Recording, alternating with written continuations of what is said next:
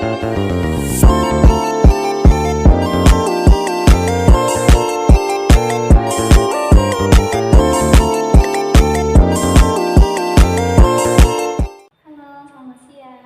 Selamat siang. Sebelumnya boleh saya tahu dengan Mas siapa?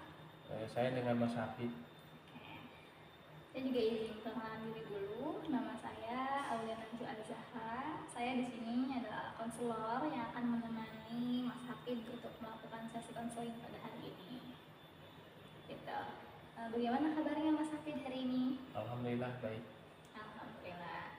Datang ke sini dengan siapa? Saya kesini sendiri. Boleh saya tahu Mas Hafid melakukan proses konseling ini atas rekomendasi dari siapa? Jadi sebelumnya saya pernah bercerita kepada teman saya tentang apa yang sedang saya rasakan saat ini. Dan teman saya itu memberikan saran untuk melakukan konseling kepada Mbak Aulia ini. Oke. Sebelumnya saya ucapkan terima kasih banyak karena Mas Hafid sudah mau datang ke sini untuk melakukan konseling dengan saya. Pernah melakukan konseling individual? Sebelumnya saya belum pernah. Belum pernah. Nah, karena Mas Hafid belum pernah melakukan konseling individual, saya akan menjelaskan dulu apa itu konseling individual ya. Boleh, silakan. Jadi konseling individual ini adalah salah satu layanan dalam bimbingan konseling yang dimana dalam tahapnya yaitu ada saya sendiri sebagai konselor dan juga Mas Hafid sebagai konseling. Nah, jadi dalam bimbingan konseling klien kita itu disebut sebagai konseling gitu. Kemudian konseling individual ini juga dilakukan secara tatap muka langsung seperti yang kita lakukan atau bisa juga melalui media sosial sebenarnya seperti melalui aplikasi Zoom atau Google Meeting dan lain sebagainya seperti itu. Nah, dalam konseling individual ini, Mas Hafid tidak perlu takut untuk menceritakan semua masalah yang sedang Mas Hafid rasakan. Karena di dalam prosesnya, kami menjamin kerahasiaan Mas Hafid sepenuhnya. Karena konseling individual ini sangat menjunjung tinggi asas kerahasiaan. Kemudian saya juga berharap Mas Hafid bisa menceritakan seluruh yang Mas Hafid rasakan, permasalahan yang sedang Mas Hafid rasakan secara terbuka dan sukarela. Paksaan dari pihak manapun dan dari siapapun seperti itu.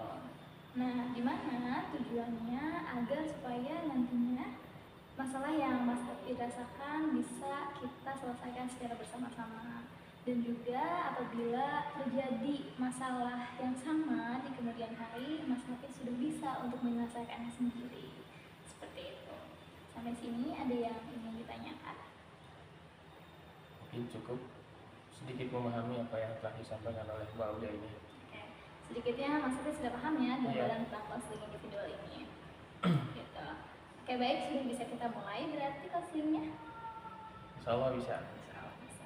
Nah, sebelum kita mulai, alangkah baiknya kita berdoa dulu semoga proses konseling kita pada hari ini diberikan kemudahan dan kelancaran. Amin. Oke, berdoa dimulai.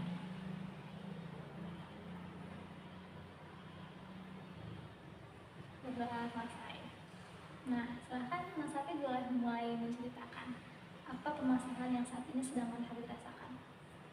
Jadi saya menceritakan semuanya apa yang saya rasakan. Iya, betul. Sebelum saya menceritakan apa yang saya rasakan saat ini, saya boleh nggak bercerita tentang latar belakang saya dan keluarga saya? Tentu boleh, silakan. Ya, Mbak Ulia mungkin tahu nama saya itu Hafid ya. Saya mempunyai tiga bersaudara. Saya mempunyai adik dua dan adik saya itu perempuan semuanya. Dan saya itu anak pertama. Dan mungkin itu latar belakang dari keluarga saya, dan orang tua saya juga mengharapkan yang terbaik buat anaknya gitu kan. Dan jadi yang saya rasakan saat ini ialah saya itu tinggal di yayasan yang mana Yayasan Pendidikan Islam Al-Ifari Bantani dan saya selama bertahun-tahun sudah diberikan kepercayaan sebagai bendahara yayasan. Tapi di samping itu saya bukan hanya sebagai bendahara yayasan, saya juga dikasih amanah dan diemban menjadi pengurus pondok pesantren masih sama pondok pesantren Al Bari Bantani.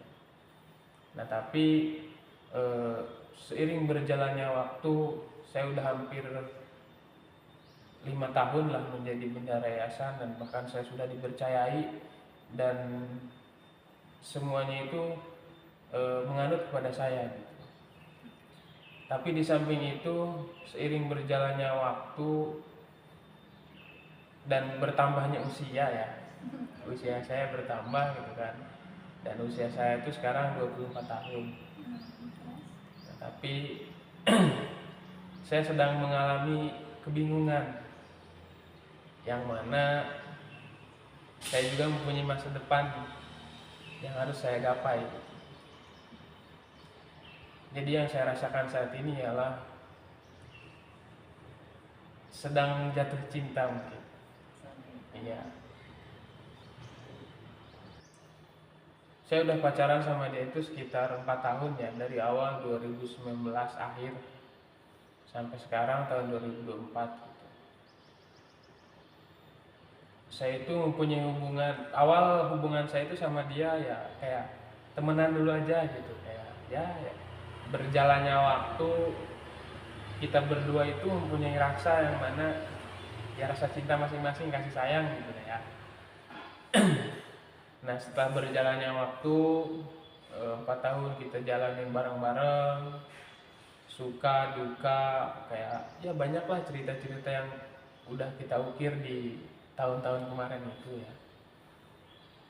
Nah di tahun ini ya sekitar 3 bulan kemarin lah, dia itu sempat menanyakan tentang hubungan kita itu mau dibawa kemana gitu. Setelah dia menanyakan hal seperti itu, saya berpikir keras gitu. Nah gimana caranya saya itu bisa membawa hubungan ini ya ke tahap selanjutnya gitu. Karena saya pribadi mbak ya, saya sangat menyayangi dia gitu. Bahkan dia juga sangat sayang pada saya. Dia sudah mengenal keluarga saya lebih dekat, begitupun saya sebaliknya kepada keluarga dia gitu. Nah setelah itu setelah saya berpikir dan apa yang saya rasakan saat ini, mungkin penghasilan dari seorang bendahara yayasan itu tidak begitu besar ya, tidak seperti orang-orang yang kerjanya UMR gitu. Tapi saya yakin tidak menutupi kemungkinan, pasti ketika kita mempunyai niat yang baik, Allah akan memberikan jalannya gitu. Akan tetapi saya selalu ragu dan kebingungan gitu, apa yang saya rasain ini. Setelah berjalannya waktu dari 3 bulan kemarin itu, mungkin ada laki-laki yang mana datang ke dia, ke perempuan itu, buat ya walaupun dia orang baru, dia langsung memberikan kepastian kepada dia gitu. Nah saya sebagai orang lama, bahkan orang yang saya sayangi, bahkan saya juga sangat mencintai dia gitu, dia lebih memilih orang tersebut gitu. Dan saya tidak menyalahkan sepenuhnya kepada dia gitu, karena si laki-laki yang baru datang ini yang lagi dekat sama dia itu kayak dia itu udah memberikan kepastian. Mungkin wajar lah ya, namanya perempuan gitu kan, kalau kita mempunyai hubungan yang terlalu lama akan tetapi masih bingung hubungan itu mau dibawa kemana gitu. Nah gitu mbak, jadi itu segelintir tentang hubungan saya dengan dia gitu, dengan perempuan yang mana yang saya sayangi itu. Nah setelah berjalannya waktu sampai ya bulan kemarin di bulan November, saya sempat menanyakan kembali kepada dia, apakah dia masih sayang apakah dia masih sayang nggak sama saya gitu kan. Dia menjawabnya kayak diem aja gitu kan. Jadi ya mungkin saya merasa gimana gitu lah ya. Jadi nggak apa-apa Pak ya ceritanya kayak gini. Iya, tentu nggak apa-apa mas, silakan. Iya. Diceritakan sejujur-jujurnya. Iya. Mungkin itulah segelintirannya. Nah mungkin yang saya rasakan sekarang ini kayak kenapa sih saya sampai kebingungan, bahkan kayak saya tuh belum menemukan jalan yang mana yang harus saya jalani sekarang gitu ya. Yang pertama, saya menjadi bendahara yayasan itu kalau semisal saya keluar ya Mbak ya dari yayasan tersebut, rasanya itu berat gitu. Kenapa saya bilang berat? Mungkin kenyamanan dan ya yang saya rasakan itu udah terlalu nyaman gitu. Jadi saya hidup kecil, emang saya dari yayasan itu semenjak lulus SD gitu. Udah hampir 13 tahun, 14 tahunan lah saya tinggal di yayasan itu. Bahkan yayasan itu sudah menjadi rumah bagi saya gitu. Tapi saya juga mempunyai masa depan gitu. Tapi kalau semisal saya tinggal di yayasan tersebut terus menerus sampai mungkin sampai tua ya,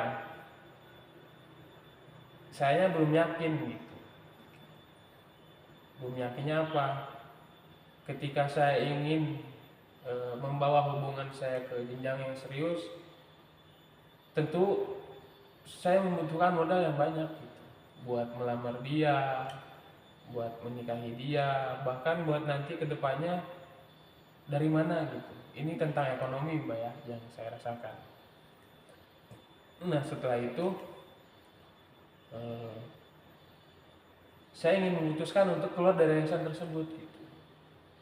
Tapi saya itu masih bingung gitu. Apakah saya harus keluar dari yayasan itu? Apakah saya tetap bertahan di yayasan itu? Tapi di samping itu saya mempunyai pekerjaan yang lain. Jadi gitu Mbak ceritanya. Dan saya juga sudah mengatakan kepada perempuan saya gitu kan, pacar saya sudah mengatakan bahwa saya sudah serius kepada dia gitu. Saya ingin menikahi dia, ingin menjalani hidup bersama sampai tua nanti gitu kan, sampai akhir hayat yang memisahkan gitu. Gitu Mbak ceritanya. Tapi dia juga kayak pernah bilang kayak udah sih Mas, kayak keluar aja dari situ, dari yayasan. Tapi tadi saya sudah terlalu nyaman gitu. Jadi yang saya rasakan sekarang ini gimana caranya, ya nanti saya minta pendapat ke Mbak, gimana jalan terbaiknya gitu. Karena di sisi lain hati kecil saya itu sudah ingin keluar dari yayasan tersebut. Saya ingin membuka lembaran baru di luar, saya ingin menjalani kehidupan di luar yang mana pahit manisnya itu akan saya rasakan gitu, akan saya ya intinya pengen saya alami gitu. Kalau saya di yayasan tersebut ya mungkin penghasilan saya segitu-gitu aja gitu, bahkan buat menabung ke depannya itu nggak ada, karena yang saya dapat itu ya hanya cukup gitu.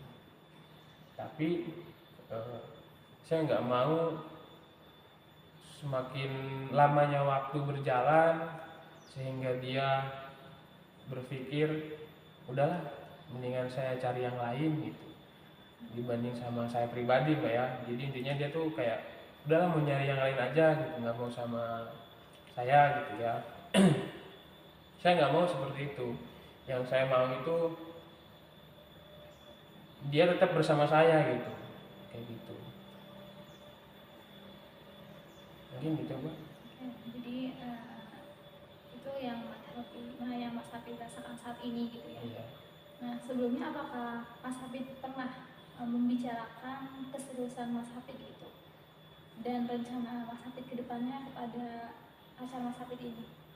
Sebelumnya saya pernah bercerita gitu kan, ya intinya saya ingin menikahi dia gitu, tapi dengan jangka waktu yang mungkin lama ya. Jadi targetan saya itu saya pernah bilang dulu saya ingin nikah itu di usia 30 tahun, sedangkan saya sekarang masih 24. Kenapa saya bisa berpikir seperti itu? Ya karena saya untuk sekarang ini tidak bisa diburu-buru gitu. Karena targetan pacar saya itu di usia 23 tahun itu udah ingin menikah. Sedangkan ketika menunggu saya di usia yang 30, umur perempuan saya itu 27 tahun Mbak. Jadi mungkin terlalu lama ya, yang namanya perempuan gitu kan, pengen nggak mau terlalu tua gitu kan. Jadi nikahnya itu pengen ya di usia-usia muda gitu. Nah saya juga kemarin sempat bilang ke dia kalau misal eh, pengen nikahnya di usia 23 tahun, ya saya minta waktu, ya kan? Minta waktu.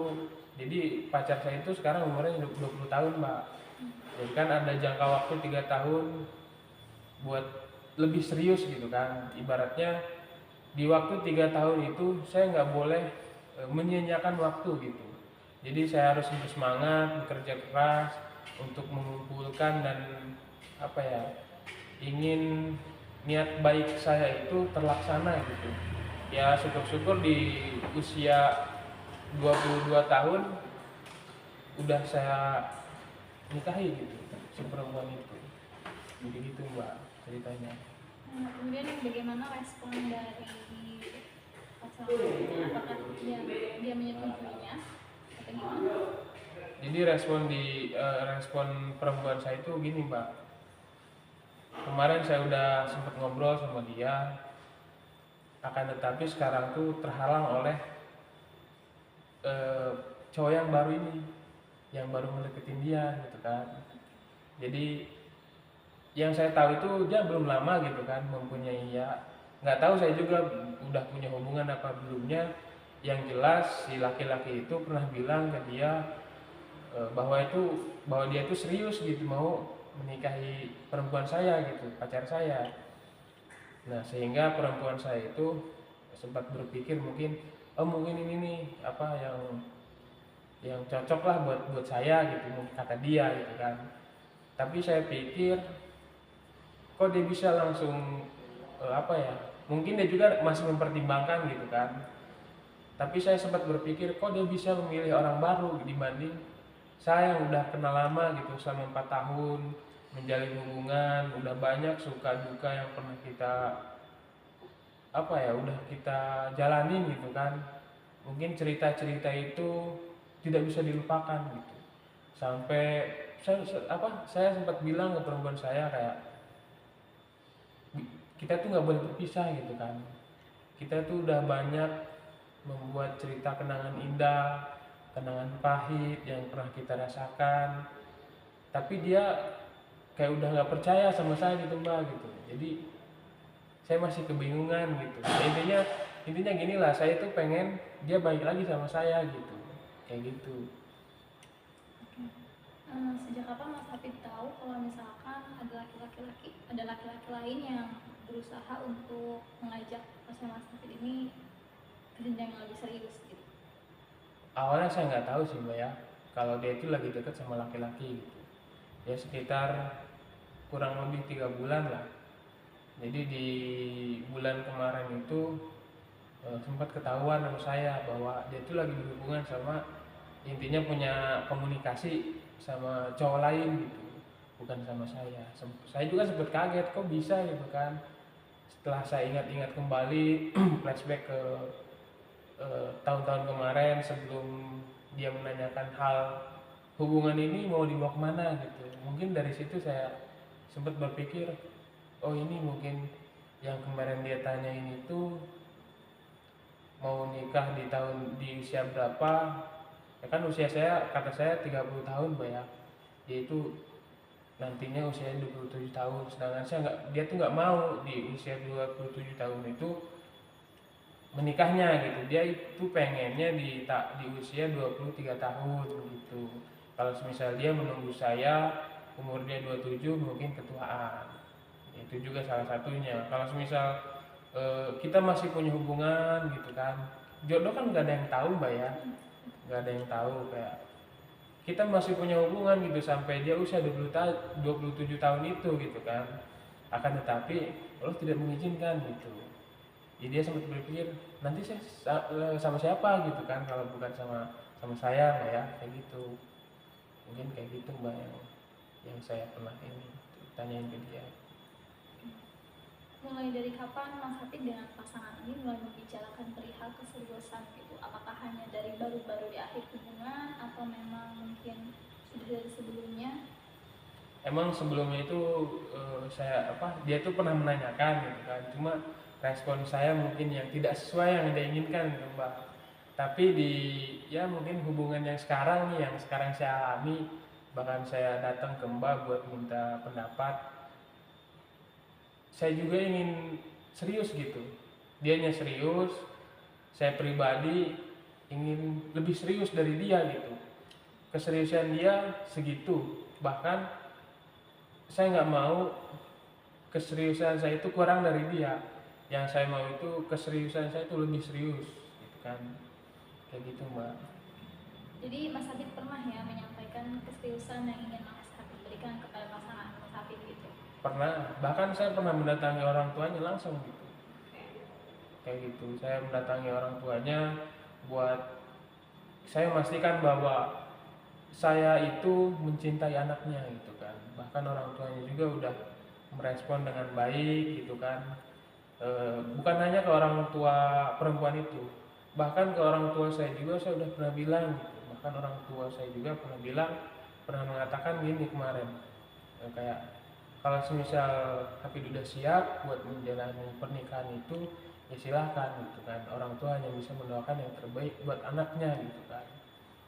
Yang mudah-mudahan dengan niat saya ini, yang saya niatkan sekarang ini, dibantu dengan orang tua saya pribadi, orang tua perempuannya, dan sudah banyak yang mendoakan. Yang mudah-mudahan Allah mudahkan gitu Mbak. Oke, dari yang Mas Habib ceritakan, jadi pasangan Mas Habib ini punya keraguan gitu terhadap Mas Habib, benar? Maksudnya Mbak? Jadi pasangan Mas Habib ini memiliki keraguan atas keseriusan Mas Habib gitu. Ya mungkin perempuan saya itu sempat berpikir seperti itu.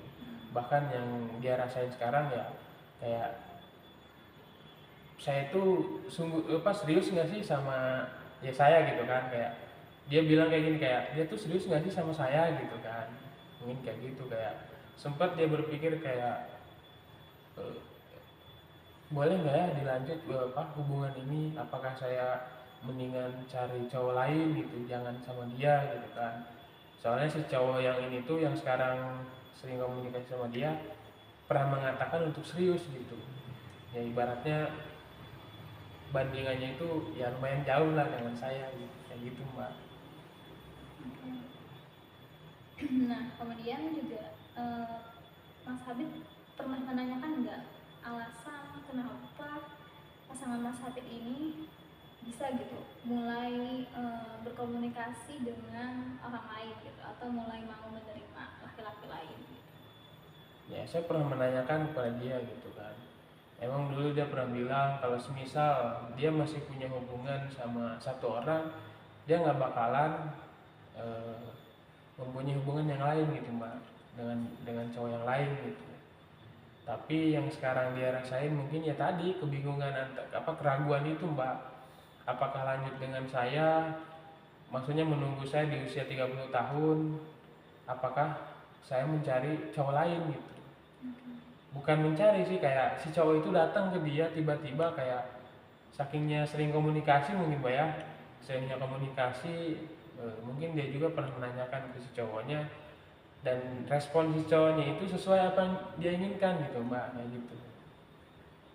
gitu Mbak. Sebelumnya saya ingin bertanya, apakah hubungan Mas Habib dengan pasangan ini berjalan baik-baik saja sebelum adanya si laki-laki lain ini? Yang saya rasain itu sebelumnya ya biasa-biasa aja gitu, kayak maksudnya biasa-biasa gitu, kayak gimana sih hal layaknya seorang yang berpacaran gitu Mbak ya. Jadi sering komunikasi, kalau misal dia mau keluar saya anterin, ya ketemu itu sering gitu ya. Gimana sih ya, yang namanya juga pacaran Mbak ya, kayak teleponan gitu. Tapi setelah saya mengetahui bahwa dia itu lagi dekat sama cowok lain tuh, semua itu berkurang gitu.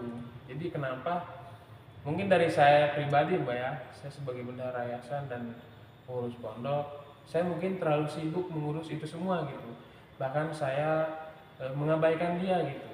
Jadi dia merasa kayak saya itu bukan prioritasnya dia lagi gitu. Mungkin seperti itu Mbak, yang saya lihat dari si perempuan saya itu, kayak gitu. Nah, berarti sebelumnya pernah gitu ada kerenggangan antara hubungan Mas Habib dengan pasangan? Sebelumnya pernah gitu. dari semenjak saya mengetahui dia sedang eh, dekat sama cowok lain, pernah ada kerenggangan. Bahkan saya pernah menanyakan kepada si perempuan saya itu, kamu tuh masih sayang nggak sama saya gitu kan. Emang sebelumnya dia pernah menanyakan gitu kayak, Mas masih sayang nggak sama saya gitu kan. Kata saya, agak sedikit berkurang gitu. Karena kenapa saya bisa menjawab seperti itu? Karena saya pribadi kemarin-kemarin tuh sempat berpikir seperti ini loh, kayak saya nggak mau ngecewain dia gitu. Mendingan dia bahagia sama yang lain gitu kan. Kayak udahlah kata saya gitu. Sedikit-sedikit kayak mau melepas gitu. Nah setelah berjalannya waktu, bahkan saya mengetahui dia dekat sama cowok yang lain, ibaratnya kita kan masih punya hubungan gitu kan. Setelah saya tahu, kok dia dekat sama cowok lain gitu, dari situlah saya sakit hati mbak, kayak kok saya merasa diduain gitu kan. Setelah saya tanya ke perempuan saya kayak, kamu tuh masih sayang nggak sama saya gitu, kata dia, sayang tuh masih ada gitu, cuma sekarang tuh kayak rasa sukanya udah nggak ada gitu. Terus kamu tuh lagi suka sama siapa? Ya sama si cowok itu, ya kan. Saya juga pernah bertanya kepada si perempuan itu kayak, terus hubungan ini tuh mau dibawa kemana, kata saya. Dulu dia pernah bertanya seperti itu kepada saya, dan pada akhirnya saya menanyakan kepada dia kayak, hubungan kita itu mau dibawa kemana gitu. Dia menjawab kayak, udah hubungan kita itu sampai sini aja gitu. Dia itu udah kayak mau benar-benar ngelepas saya. Dari situlah saya merasakan sakit hati mbak. Saya nggak mau nih diperlakukan seperti ini sama perempuan saya gitu kan. Kenapa nggak mau ya? Hati kecil saya tuh masih menyayangi dia gitu kan, kayak saya tuh mau tetap bersama sama dia. Ya, intinya saya ingin menikah sama dia, tapi kan tidak menutup kemungkinan mbak ya, dari perjalanan saya sekarang ini saya juga nggak mau mengecewakan dia gitu.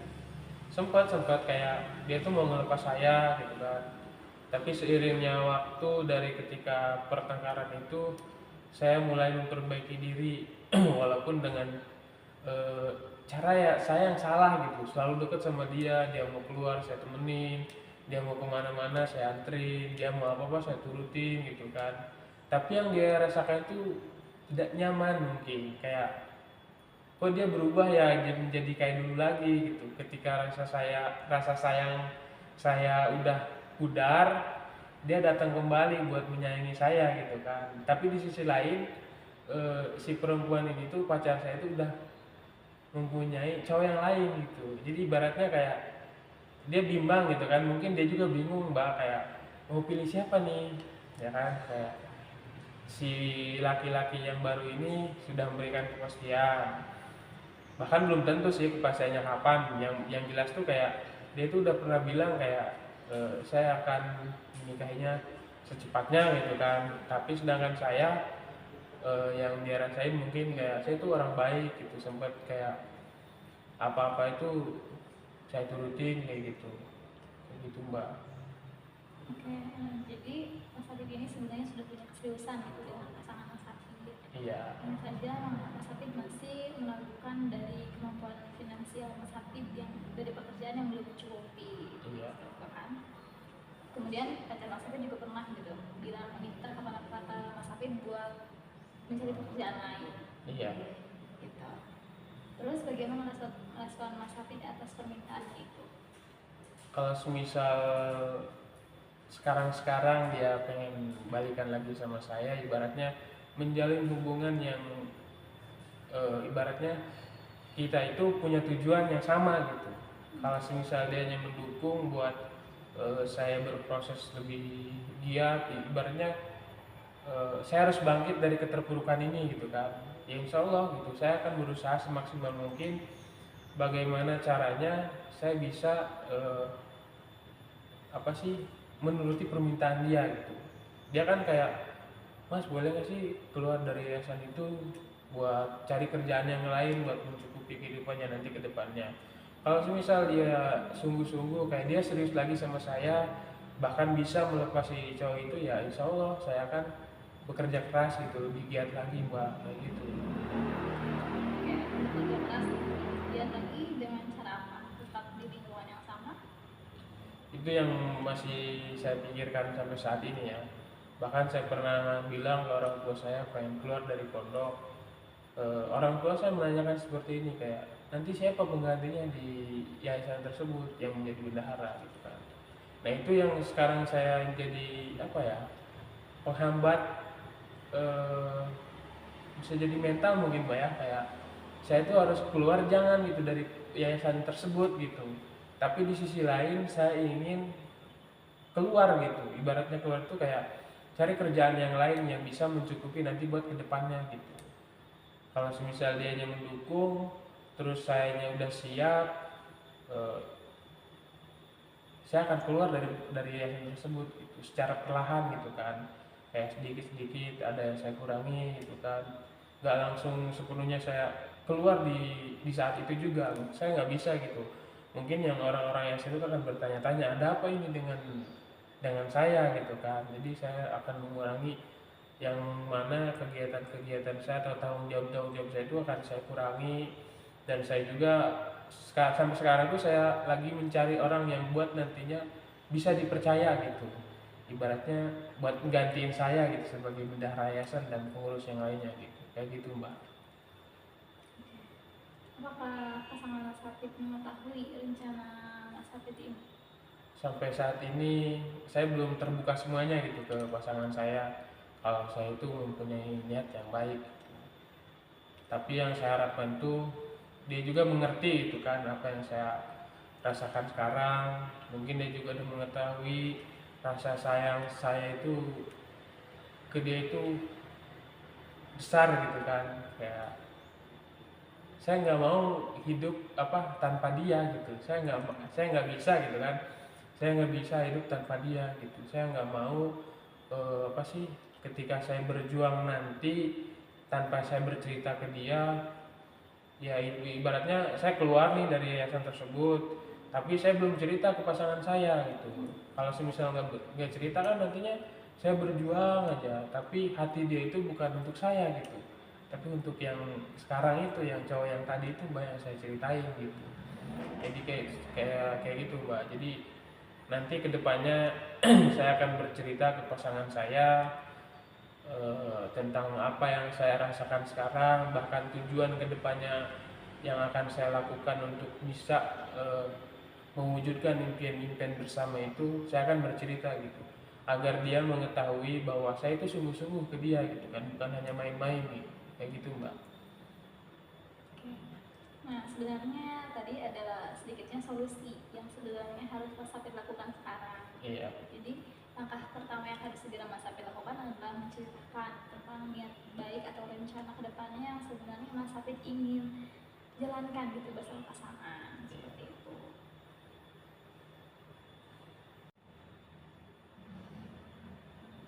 Nah, jadi Mas Hafid nanti bisa mulai mencoba untuk langsung membicarakan rencana yang sebenarnya tadi sudah Mas Hafid jelaskan gitu, karena keterbukaan dengan pasangan gitu itu sangat penting tentunya dalam sebuah hubungan. Sampai sini mungkin ada yang ingin Mas Hafid ceritakan lagi? Mungkin cukup Mbak. Cukup ya. Nah, jadi Mas Hafid boleh langsung mencoba melakukan solusi yang tadi untuk segera dicoba.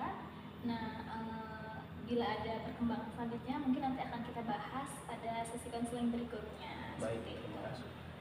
Oke, sesi konseling mungkin kita cukupkan sampai di sini. Ya. Terima kasih banyak Mas Hafid sudah bersedia untuk meluangkan waktunya dan mau menceritakan permasalahannya kepada saya dalam sesi konseling ini. Semoga masalah atau kebingungan yang saat ini sedang Mas Hafid rasakan bisa segera terselesaikan. Saya juga berterima kasih banyak kepada Mbak yang sudah mendengarkan keluh kesah cerita saya gitu Mbak ya. Ya, Yang mudah-mudahan Mbak juga nggak bosan nanti kalau misal saya datang lagi ke sini buat bercerita gitu ya, kan. pasti Mas. Iya kayak gitu. Silahkan, karena saya dengan sukarela juga mendengarkan ceritanya Mas Hafid gitu, karena memang tujuan dari konseling ini adalah untuk membantu kliennya menyelesaikan masalahnya gitu, tapi dengan cara memandirikannya. Artinya ya sebenarnya tadi solusi tadi itu sudah ditemukan sendiri oleh Mas Hafid gitu, jadi saya hanya membantu Mas Hafid untuk menemukan solusi itu, seperti itu. Oke, terima kasih kasih banyak Mas Hafid. Mungkin sesi konseling berikutnya nanti akan saya kabari lewat nomor WhatsApp Mas Hafid yang sudah terdaftar di kartu pendaftaran. Seperti itu. Kita cukupkan sesi konseling sampai di sini. Saya juga mohon maaf atas segala kekurangannya. Mari saya antar Mas Hafid.